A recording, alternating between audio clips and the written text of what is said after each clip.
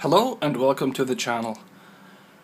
Exactly 7 days ago I did the unboxing video of the Turnigy Mini Fabrikator 3D printer, and I've been using it the whole week. I've discovered some of its weak points, I've discovered some of its strengths, and I thought, well, let's talk about that for a second. Looking at the technology, I am still very much amazed about how simple this printer is and how well it performs. Everything is very much contained in this little box. It doesn't have any real weak points. The only thing that would be better would be a bigger build area, but then the printer would be a totally different one, so I guess that point doesn't count. I've printed about 5 or 6 things.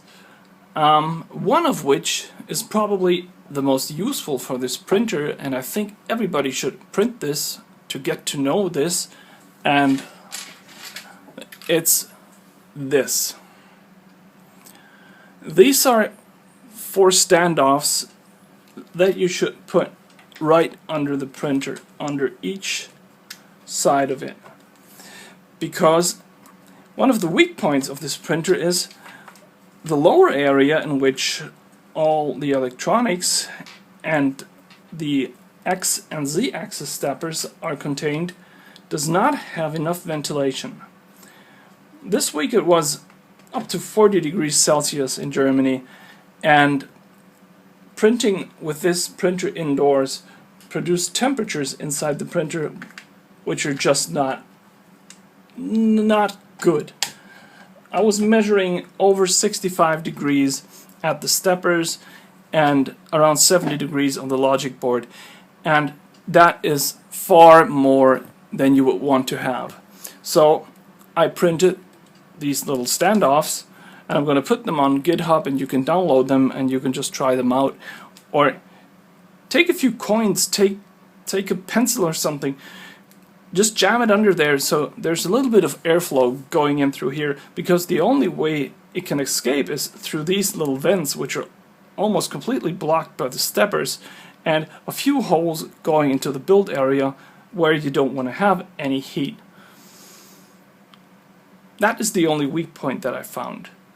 The second thing that was wrong with my printer was that the Y-axis belt up here was a little bit loose, and I fixed that by simply putting another cable tie around the stepper belt. I made a video of that and I'm gonna show it now.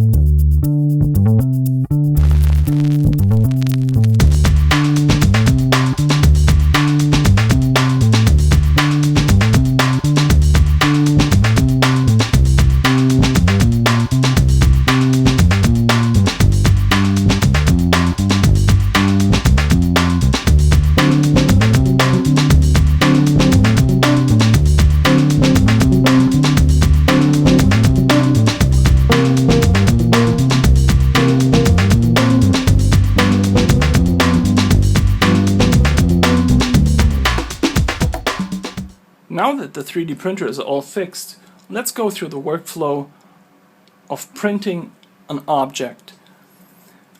First start, and because this is a Turnigy printer and Turnigy does a lot of RC equipment, I'm going to show how we're going to print one rim for one of these RC cars. This one here is broken, it's just loose on here, and this too is 3D printed. So let's print something that is not a part of another 3D printer, or something to fix the 3D printer, because everybody does that. These are the model wheels that I intend to print. I already sliced them. I created a slicer profile with the information from the manual, and in my opinion it has a very good print quality. It is rather slow, but I used it on some benchmark prints and on some figures, and I'm very happy with the output.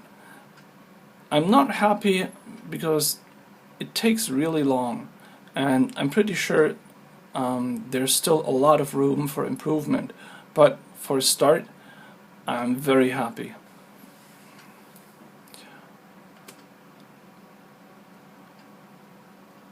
Let's connect to the printer.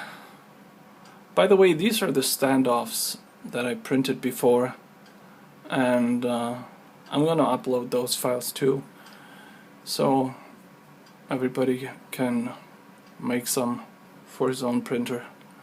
They're very useful, and I think they extend the life of the printer quite a lot. So first we're gonna preheat the extruder. I found that the extruder isn't bad. It's not an original E3D, but it gets the job done. It does have problems going over 200 or even 210 degrees Celsius. So if you have PLA plastic that wants to be printed at extremely high temperatures, you might run into a problem. But I don't think that type of plastic is too common. When you preheat the extruder on the Fabrikator Mini, you should give it a few minutes to actually distribute all the heat. It makes for a lot better prints, and it makes the print start out a lot better if you give it a few minutes.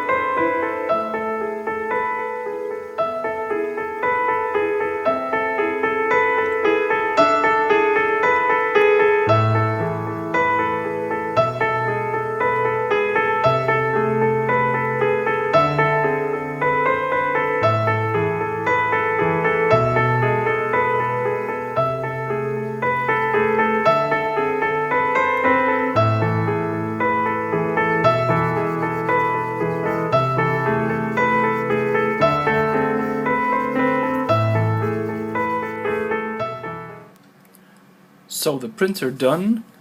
All I'm gonna have to do is use some sandpaper, a drill and a file to get all the extrusions and holes into the right sizes, but that's about it.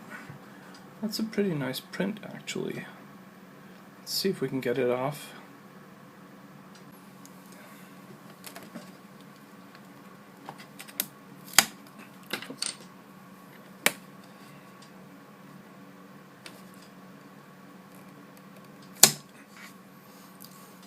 If there's something bad about this printer, is that it's really hard to get prints off the print surface sometimes. But have a look at this.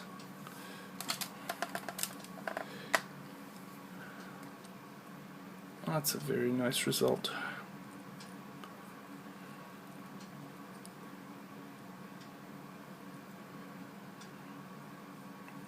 Let's take a second to talk about the quality of the prints.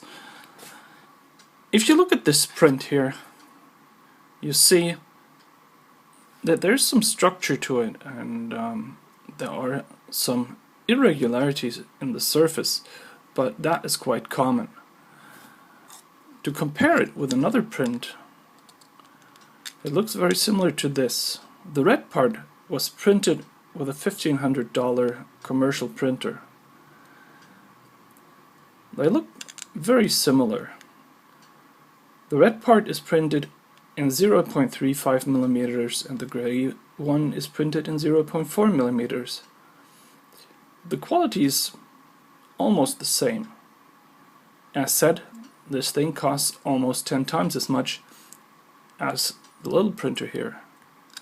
You can see a difference when you look at the sides here. The layer height of both prints was the same,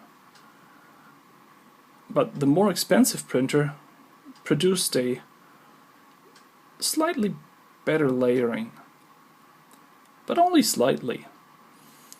Now if we look at this print here, which is Aria the Dragon, this looks almost perfect. I printed this yesterday with the Fabrikator, and I'm pretty much impressed with it. Some of the irregularities in the wings here are caused by oozing. Oozing is caused when the filament flow is cut off and the filament is retracted. Sometimes a very small amount of filament still clings to the surface, and when the extruder is moved, it just pulls a little hair. You can clean this off after printing it, but I was looking more for smooth surfaces, and I was looking for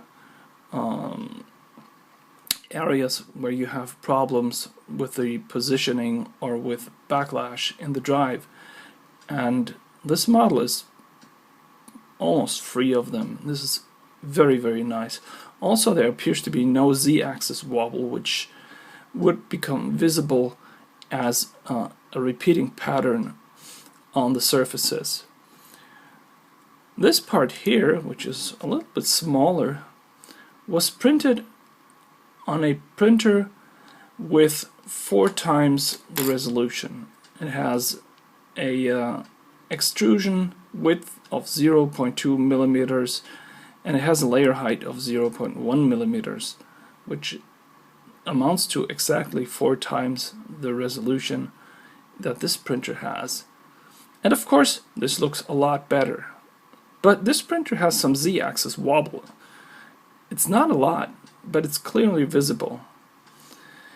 So, looking at the quality of the print, you can say that a part like this, which was also done on a 0.2 millimeter printer, is basically impossible for this little printer to do. But actually you wouldn't want to do that, because you'd be okay with other parts that you can print. For example, when I printed the wheels to the remote control car, which I put on here, and I used them yesterday for a whole race night, and they worked out perfectly. So if you're okay with this quality, and if you're okay with the durability of the parts that you're getting, then the quality for you is very good. There is, of course, a lot of room for better quality, but taking the thing as itself, it stands out for being very small, very cheap, and of good quality. Not excellent, not super, but good enough, I would say. So taking this as a resume, this little printer might not be the game changer or the cheapest thing around or the printer for the next century, but it's a very nice little printer. It works quite well. The size is an absolute plus. You can just pack it up and take it with you. The quality is okay, and the build size, sometimes you need to print something bigger and then this is not the right printer, but a lot of times the 80 by 80 millimeters will suffice, and if they do, then this is the printer for you. I definitely recommend it. I like it a lot. I use it a lot.